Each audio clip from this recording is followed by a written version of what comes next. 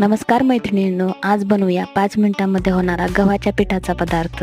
त्यासाठी 1 वाटी गव्हाचं पीठ घ्यायचं, त्यामध्ये अर्धा चमचा ठेचलेला लसूण, त्यानंतर चिली फ्लेक्स आणि कोथिंबीर टाकून घ्यायची आणि पाणी ओतून डोशासाठी जसं बॅटर असतं तसं बॅटर बनवून घ्यायचं आणि चवीनुसार मीठ टाकून गरमागरम तव्यावरती गरमागरम डोसे सोडून घ्यायचे। फक्त 5 मिनिटांमध्ये झटपट असा गव्हाच्या पिठाचा डोसा तयार होतो। तुम्ही सुद्धा नक्की बनवा आणि चॅनलला सबस्क्राईब केलेलं नसेल तर चॅनलला सबस्क्राईब करा।